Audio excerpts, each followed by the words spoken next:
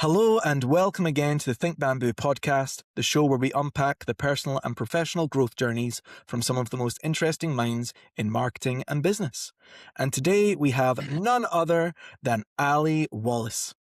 Ali, for those that are unfamiliar with you, would you care to give a little introduction to yourself?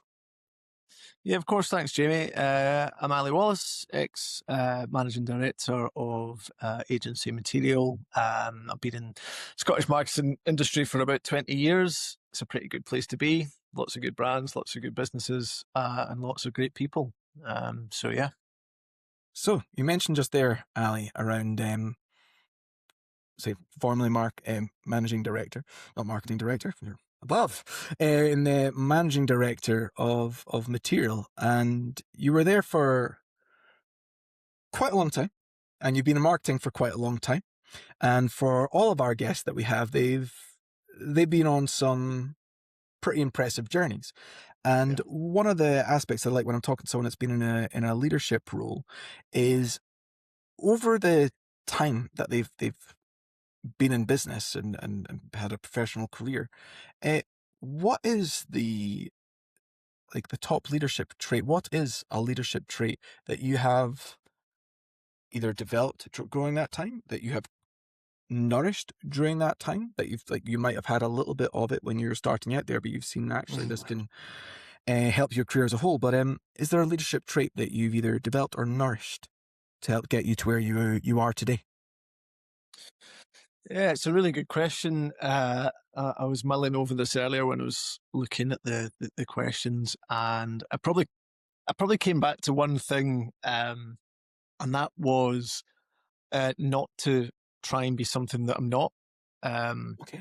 Which was actually, I hadn't really thought about it, if I'm honest, and it was a sort of an interesting reflection as I was mulling it over. I think you naturally grow and evolve as a leader, as you encounter different things, as you learn how to deal with different situations, make difficult decisions, all that kind of thing. And these will all shape you to a degree as you continue on that kind of growth journey, I guess. But underneath all of that, I think it's really important that you stay true to who you are, true to your values. You, I guess, don't try and change the fundamentals of your approach too much, because I think that's when you garner people's respect. I think people see that Yep. when it's genuine. So I think that's when you get the best out of people. I think that's when you get the best out of yourself. And when all's kind of said and done, successes, failures, or otherwise, I think if you can walk away knowing you gave it your best shot, but you kind of stayed true to who you are, you can feel okay about it. And that probably helped me through that journey in leadership, because I think fundamentally I stayed fairly true to who I always was and had been in a company that I was with for a long time. There's lots of other traits and lots of other things that I kind of value, and that definitely kind of grew with me. But I guess at the core of it, that was probably that was probably the most important. And I know we didn't discuss this before, but you've actually just touched on something that I've, in a previous company, we were all about authenticity, and as you say, about staying true to bringing your whole being to work of who you are. And I'm interested and I know this is going to be quite a deep one to kick off with. What are the areas that about, like, what does mean staying true to who you are? About what are the values of Ali, and to help give you time to think about what that looks like, I'll give you something for me. And in terms of Think Bamboo, and just Jamie, I wanted to do marketing or work for generally where I could a greater good of what am I bringing to the world. And okay, sometimes I'm able to work companies that do that. Other times it is just for profit and all the rest of that there. And that you get the gigs that are handed to you.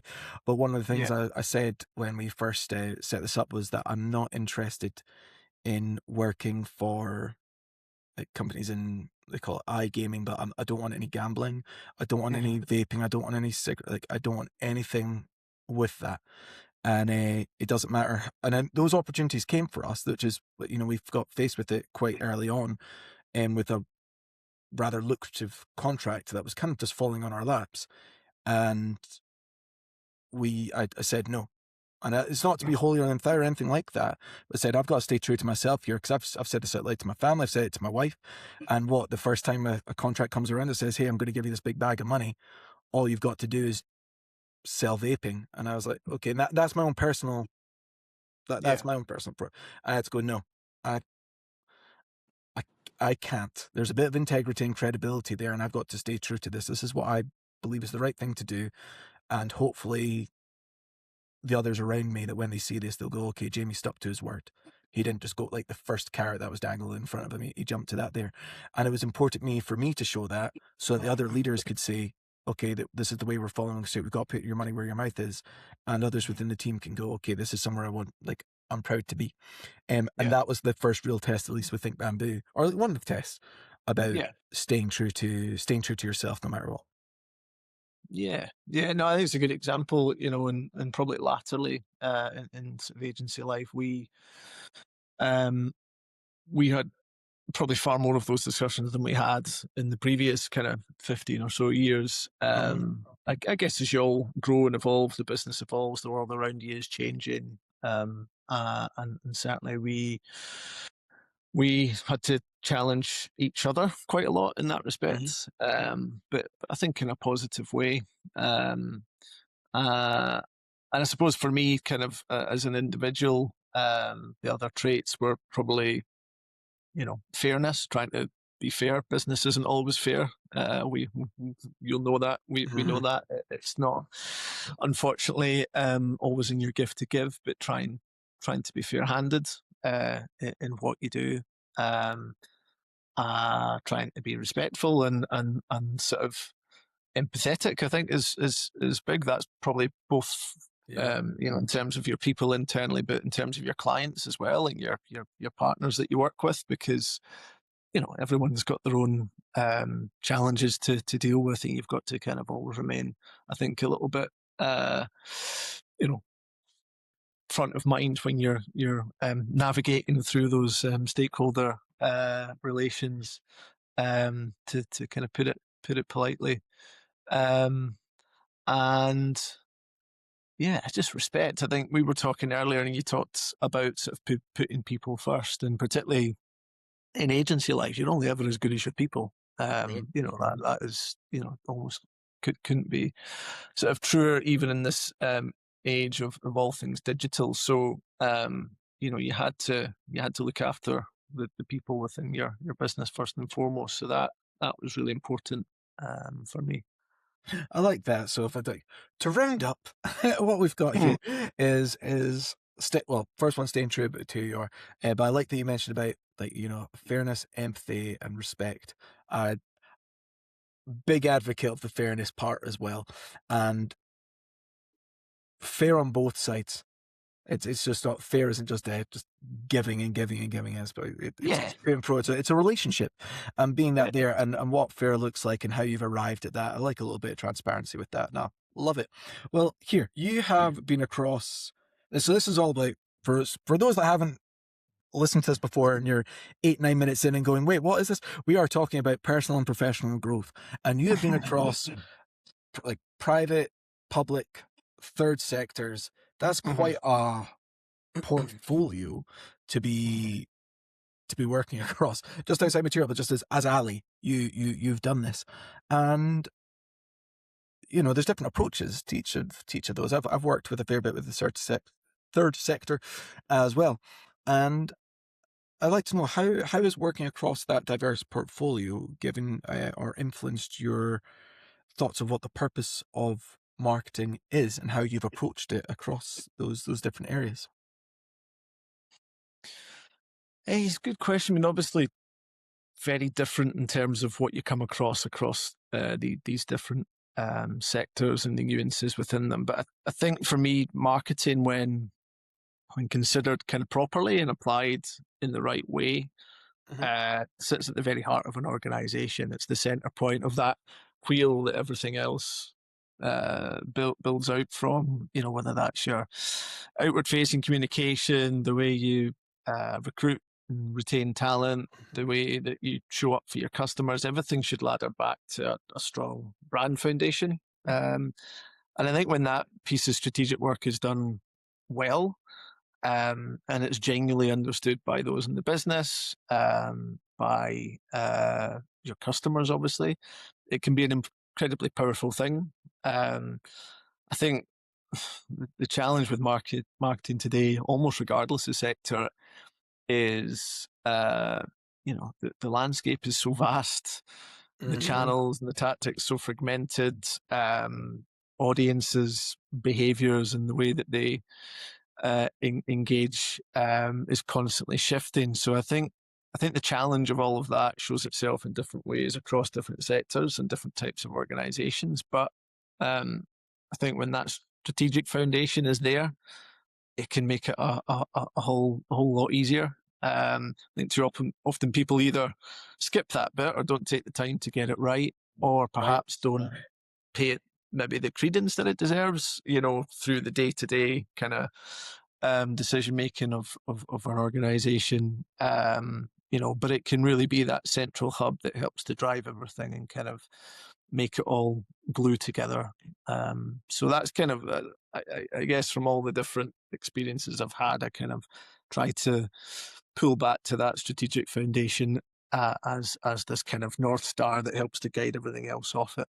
Um, I love that you brought up the North Star. So that is something that that's your cliche. that's It's a like, cliche. No, I but love it though. I love it because and it is a yeah, cliche. And look, there are so much like there's so much marketing jargon out there that is mm, painful to listen to. Sometimes you just want to like call a spade a spade. Can we talk in layman terms here? yeah, Because we've like look, we've both been there where you've got the person in the room that's able to spin buzzwords around you. You go, like, yeah. great. Once you've done this word salad, can we actually figure out what's going on here?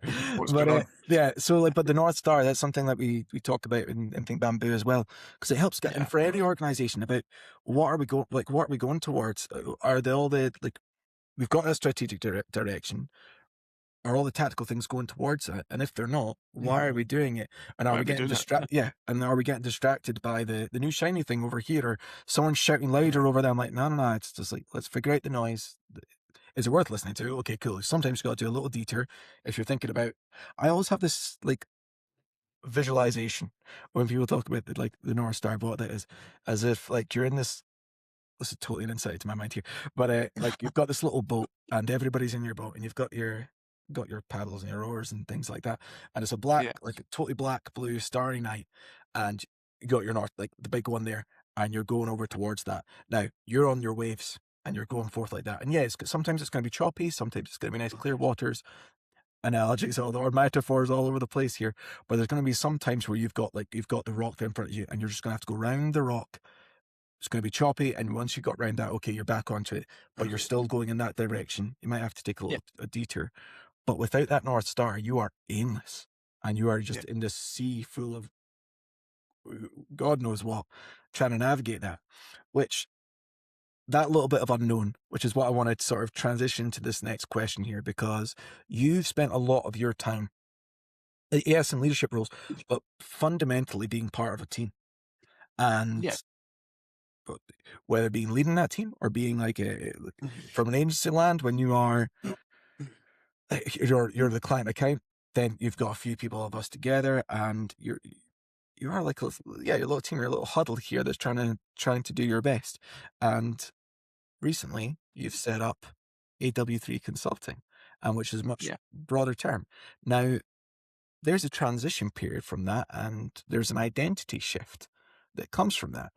How have you, or can you discuss, open up, give us a little bit of a story Mhm. about what that transition's like from that team to broader leadership, from just as Ali, but also what that feels like when you are working with your clients and they are looking no longer at the power of an agency, they are looking at the Yeah. power of Ali Wallace and what that Yeah. feels like instead. Yeah. good question. I forgot. I think I even maybe forgot in my intro to mention the fact that I had started consulting. I can't remember, but Well, I wanted to bring that up because I was like, wait a minute, there's a pretty big bit here, there's a and slightly like, small thing I've missed yeah, out. Yeah, um, yeah. So it's interesting. Yet, as you say, post agency, I've set up on my own as AW3 consultant right across. From brand strategy through to marketing implementation. And I'm really enjoying it. I'm really enjoying the challenge of that, the variety of it. I think what's interesting was I never ever set to go out on that path. I never yep, necessarily saw myself going into the consultancy space because you talked about it. I've always worked as part of a team, and mhm, I've always really enjoyed that kind of team game, as it were. And the collaboration that all pulls towards a sort of a big result of some sort in the end. So it's been an interesting transition in the sense that you have to create a lot of your own energy, which right, is one of the things I've probably found hardest. You kind of you've got all the right intentions and all the right motivations, and you come round to a dreich Monday morning, and you sit down at the desk, and you've kind of got to conjure all that, you know, um, energy and forward momentum, almost on your own. So that's been an adjustment, I think, for me certainly.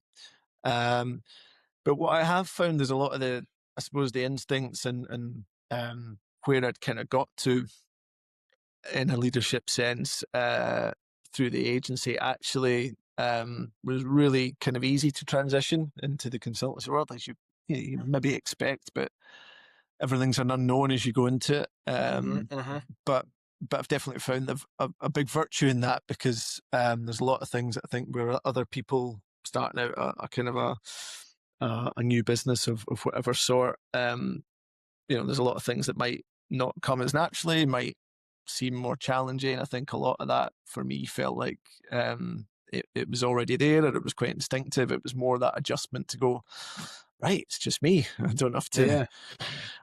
sort of necessarily think about too many other people, but also I don't have that sort of support base, that sounding board. And I suppose I say that, in the sense of they're not in the room with you. I'm lucky in the sense I've got a good network and a lot of people that I do still lean on Mhm. for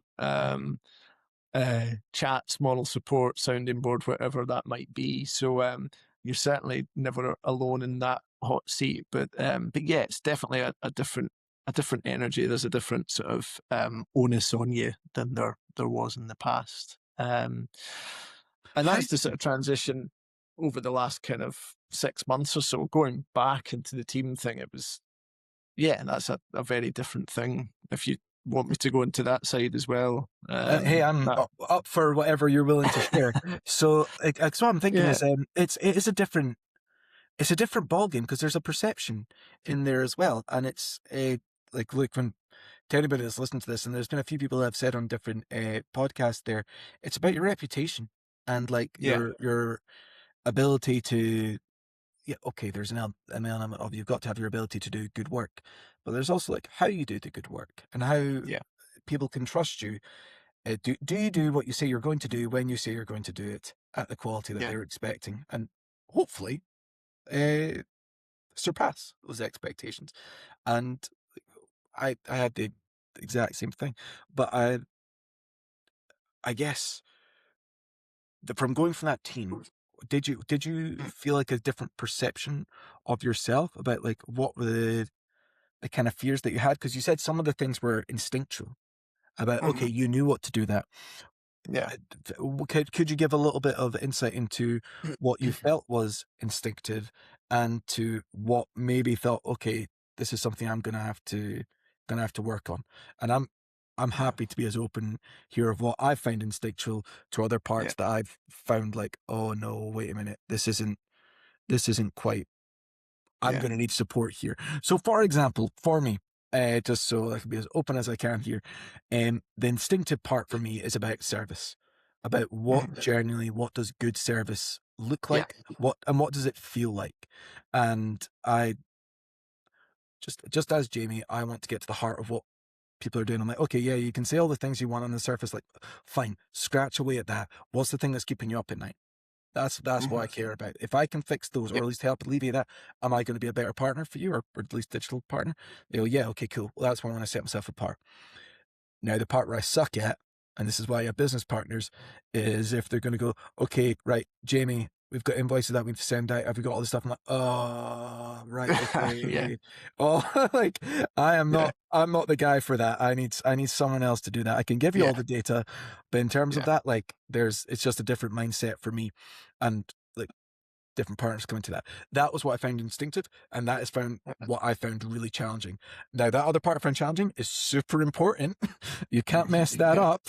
So it's important that I got that there, because left to me, I'd have a few hungry Yeah. employees because they hadn't been paid. So yeah, is any examples like that? Yeah.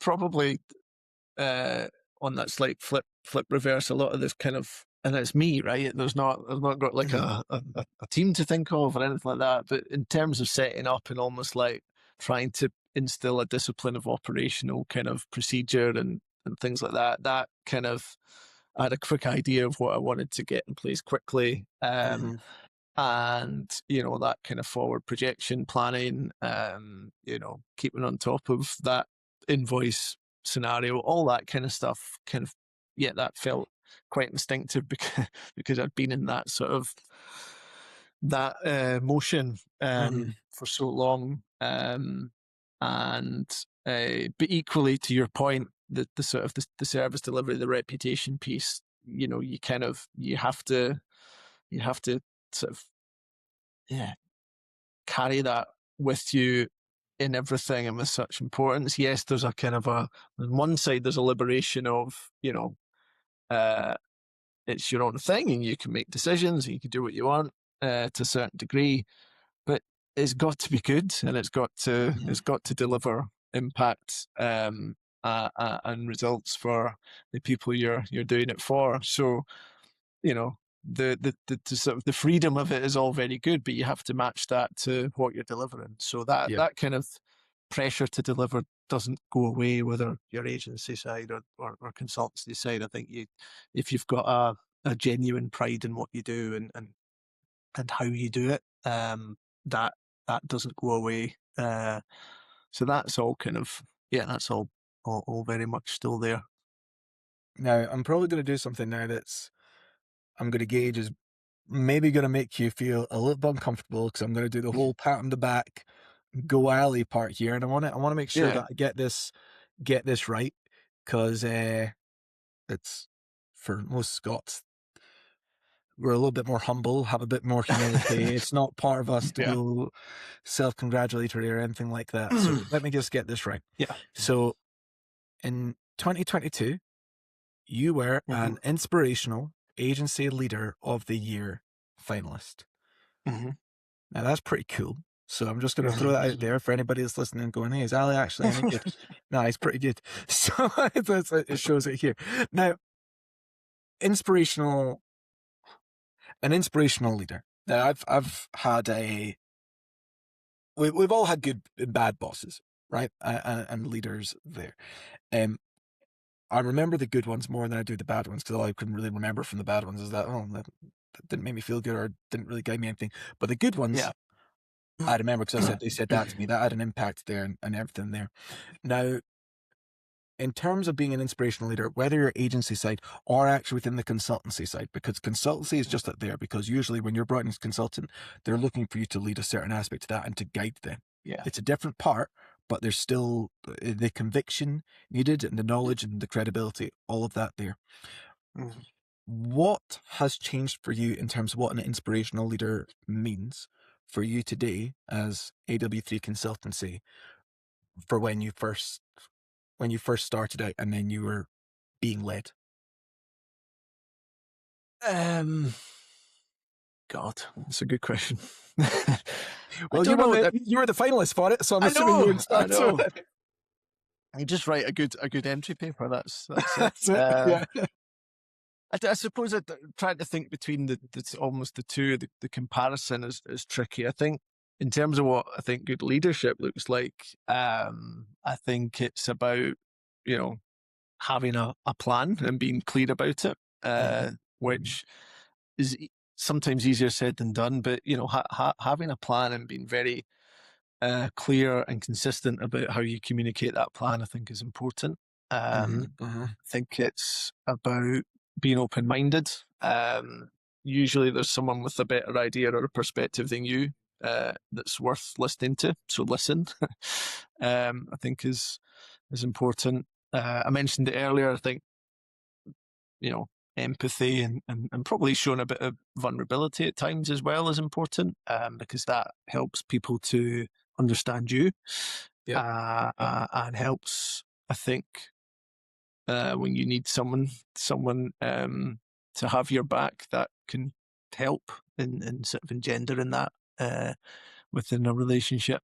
Um, it's about being brave and having conviction in your actions. Um, own your decisions, whether right or wrong, good or bad. Um, and probably particularly kind of in our line of work, and this isn't speaking for myself, but it's speaking for others who I've learned an awful lot from, but inspire as well. The best kind of leaders or people that I've kind of drawn from throughout my time in marketing, they're just brilliant thinkers, but they inspire you. They inspire you with their ideas and the way they tackle certain situations. So, um, I don't know how it's shifted from when I first started to where I am now, but I guess it's sort of a blend of all those things. Uh, and as I say, I've been lucky because I've had a lot of good people around me over the years that I've drawn a lot of inspo from. Well, we'll get into Hopefully I can, them. yeah, hopefully I can kind of instill a bit of that in others, or have done at some point. But yeah, not for me Well, to say. no, well, to keep on this note, and I've got my notes here because they're long titles, and I know that if I was to Yeah, try and remember this off the top of my head, I would mess it up, and it wouldn't do you any favors. So, from yeah, going from Inspirational Agency Leader of the Year finalist, yeah, I had to do some digging on you. So if you're like, man, Jamie's really gone through my LinkedIn, and so yeah, yes, I have. So it's so you've graduated with distinction from a marketing leadership masterclass. So yeah. first of all, well done. You graduated and you got a distinction. I say that because I went to a drama school where you didn't even get a grade. You just either were a pass or fail. So when I hear people that you got a distinction, I go like, man, that must feel really good rather than just Well, well done, you turned up. My question I is, think I got I think I got a distinction for turning up. So all right, I okay. don't know. Oh, we'll just I get don't know how hard it was. yeah, we'll just get rid of this question then. No, it's fine. Um, so it's all very well about learning how to be better and how to apply that. Um, Mhm. I bring up that not just to pat you on the back, but to with growth as a personal and professionally, there are some habits that we have to try and unlearn to allow ourselves Mhm. to grow so that we're not getting in Yeah. the way and not generating bad habits or anything like that. What was that for you after going through or graduating from that class? What was the biggest habit that you realized about yourself that you had to unlearn in order to grow? Um.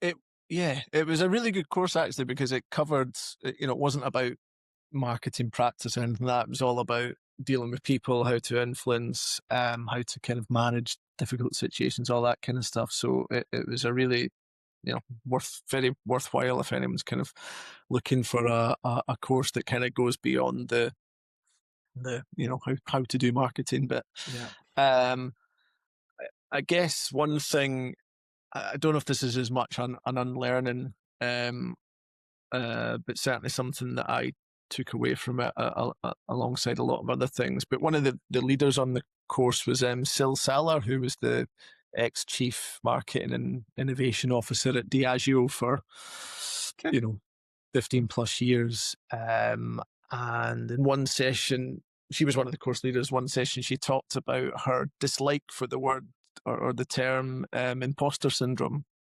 And she couldn't stand the fact that this continually came up in conversations she had with her own execs, and just that general kind of thing of it being Okay. a go-to kind of term throughout business. And she preferred instead to talk about a confidence journey, because for her it was all about building confidence through experience. You're not meant to have all the answers, on day one of the new job or when you Mhm, get that mhm. promotion. And she was all about, take time, know what you're good at or recognize what you're good at, and take time and be laser focused on the stuff that you need to improve on. She had all these suggestions of, keeping performance journals, very personal sort of review performance journals, so that you could actually, look back and track, even anecdotally, sort of progress. Mhm. Um, and actually, it was quite, as someone who definitely struggled with kind of confidence at lots of different points of their career, and particularly that shift into sort of the sort of leadership roles. Mhm, mhm. Uh, I'm probably in my own head, or articulating things as imposter syndrome. It was quite a nice reframing, and a very simple one, but actually something that went, yeah, would I have been able to do this, this, and this 12 months ago? Yep, Probably yep. not. But actually, the way that these things are presented, the way you've navigated them, the learnings you take, and the confidence you take from it, um, you feel better prepared to take that on next time, or to take on the next challenge that you don't quite know, you know, how, or the way you're going to deal with it. But I think that was probably the something that stuck with me a little bit. You could see it was a bit of a penny drop for a lot of the folk on Mhm. that session, because I think everyone felt it and kind of went, "Ah, that's quite a nice reframing that sort of Yeah, yeah. takes it out of a negative into a positive," which actually was quite powerful. It's yeah, for the thought of a confidence journey, there's, strange how different parts some are out there that have Mm, all the confidence and mm. for want of a better word, none of the skill to back it up. Yes, to back And it then up. Yeah, and then you've got others with all the skill but might not have the confidence there to go through it, and that's yeah, where that imposter syndrome comes from. I know that I wouldn't wanna say it in front of her, but I've definitely felt that in the past. But there's also an element of, don't show it. Like, even if you're feeling it, yeah, you gotta keep it going and or yeah, keep face whatever that looks like. And I'm not one for like I don't like the phrase like fake it till you make it. yeah, That's I feel like that can come across as a bit disingenuous. Yeah, yeah, one of the thoughts around that. But the confidence journey, and it's what gives you that confidence, right? As well, and yeah, where you're at, and it's sometimes it's the sometimes owning the failures. I like and also the successes with it. But what gives you the yeah, confidence is how can I've gone through this process before or been in similar situations. This is how I yeah, was, or at least having the self awareness go or reflection to say, this is how I handled it. This is what I would do differently. How can I mm, really articulate that to help this situation be better? All that yeah, type of stuff. I find that absolutely fascinating from people, mainly because like we're two white guys sitting here with the, quite frankly, society is giving us the privileges above others that yeah, we can there's a lot of us out there that talk with utmost confidence about things we know nothing about, and yeah. they can somehow get through with life. But it's all of us on that confidence journey. It's interesting. Now, Ali, I would like you to go back to. We've spoken a lot now about the basically your leadership journey and skills and how Yeah. you've see your confidence journey. You've confidently and very successfully managed to take AW3 and material and for a long time because you were material for quite a while and you Yeah. were an agency that I really respected. Um, I would love you to go back to day one of Baby Alley. This is the first job that you're about to go into here, and Yeah. think about everything that you know now about your wins, the losses, and the journey that you've been on. And not specifically to anybody else that's listening, but what would you tell Baby Alley on that first job in terms of words of guidance? Uh, maybe linked back to what I was just saying, but probably just to have a bit more belief Hmm. in myself. I think that's probably something I've wasted too much energy on in the past. Um, Mm. uh, Okay. on the flip side of that, though, I I think a kind of sort of fear of failure thing has been a big driver in how I approach my work, and how I've kind of built up to things, and different opportunities and moments through my career. And in our line of work, I think that's probably not a bad thing, or not a bad trait, in the sense that it makes you think about the possible outcomes, the risks Mm. involved, how you plan, to try and avoid that, and to deliver a positive outcome. So actually, that kind of mix of kind of like maybe slight confidence issue, but then the bit about actually just want to do a good job, Yeah, yeah. and trying to do everything you can to make sure that that's that's the outcome. Um, there's a little bit of a balance there. So, and then the other thing actually, which was, and I'll always remember this going back to, but it was literally my interview. At Material, going back a long, long way to brilliant ex-colleagues, Kev McQuillan and James Docherty, who went on to become clients, said, balance is a big thing. In this job, you'll be up here Mhm. one minute, you'll be down here the next. Not to make it sound dramatic, but you It's do have true that. though. It is. You've got It's that totally ebb true. and flow, and you'll be on a high one minute, and you'll be feeling like you've had a punch in the guts the next. So you've got to kind of manage that, have a kind of a fairly balanced view, an objective view. Don't take things too personally, and pick yourself back up and go again. And yeah, I think that's a fair kind of reflection of how marketing in general is, and particularly in today's world. We're all dealing with pretty difficult challenges, and everyone's feeling it. So, yeah, you have to have that real resilience about you. So, I think they're probably, in quick summation, have belief, have resilience, and yeah, see where it takes you. I think your point there on balance is so i- it's it's so important that for anybody listening, like founders or managing directors with young companies, and you've got those. Well, you know what it's like. You could have the same day where, hey, you've won the contract, amazing. 20 minutes later, oh, we're just having problems with budgets right now. We're gonna Yeah, can we pause?